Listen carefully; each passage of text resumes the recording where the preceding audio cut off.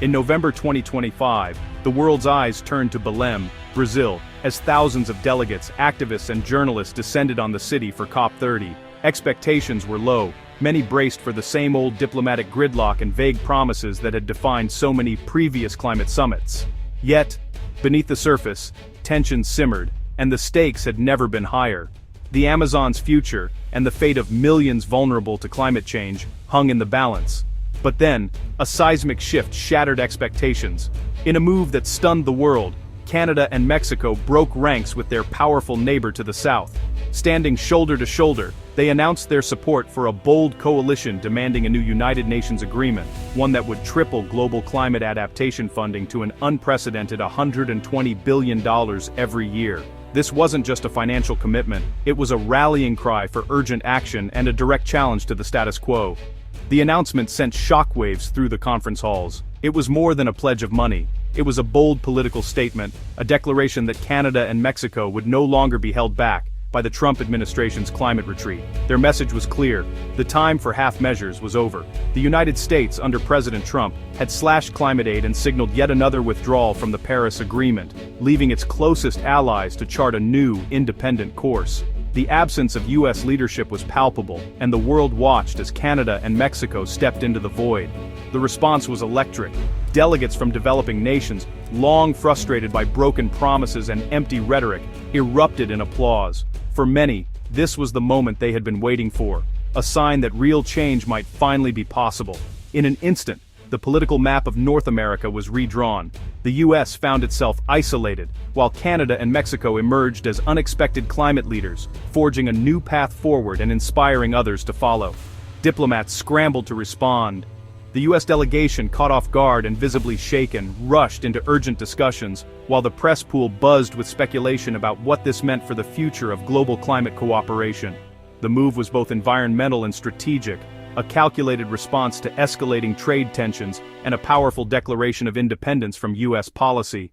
It signaled a new era, where climate action and economic interest would be intertwined.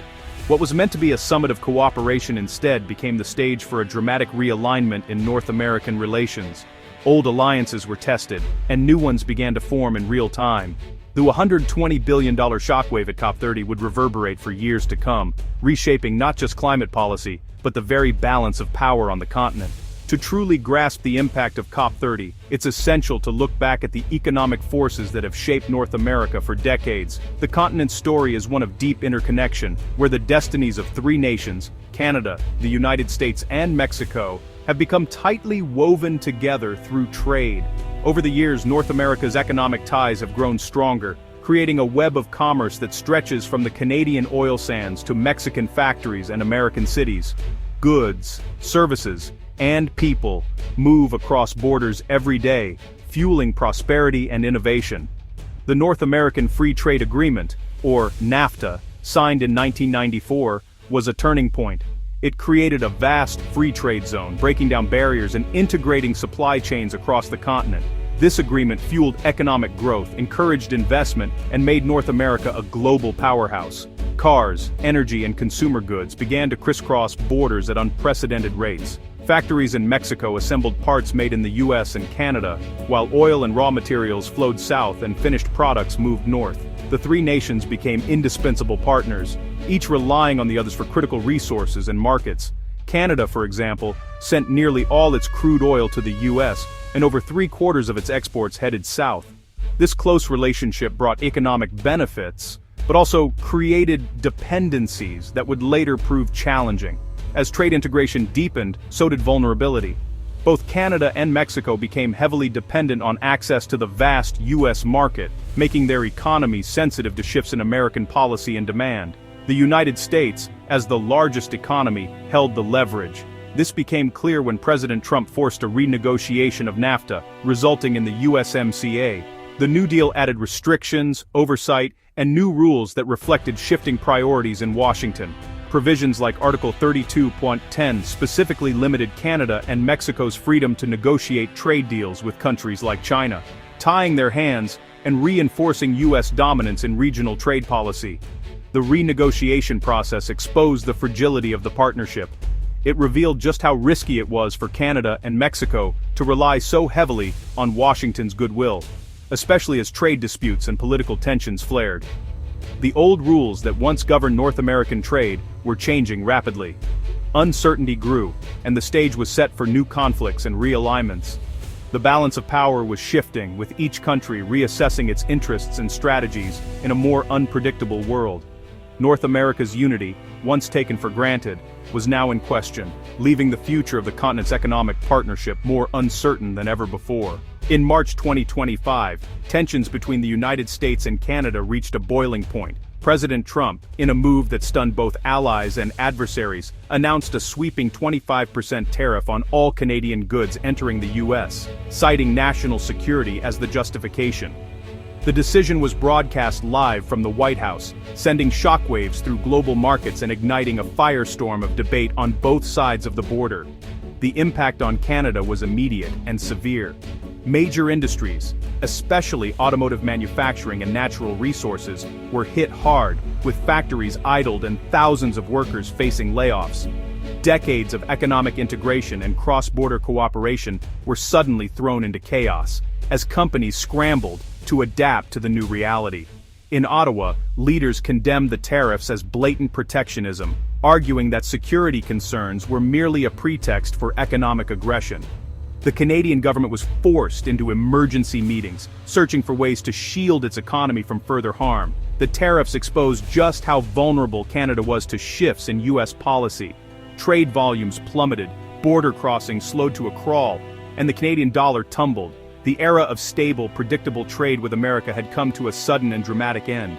Under the revived America First doctrine, even close allies like Canada were treated as competitors. The U.S. wielded its economic power to force concessions, making it clear that friendship no longer guaranteed special treatment. The spirit of North American cooperation that had defined the region for decades was replaced by suspicion and zero-sum tactics. Negotiations broke down, and trust between leaders eroded rapidly.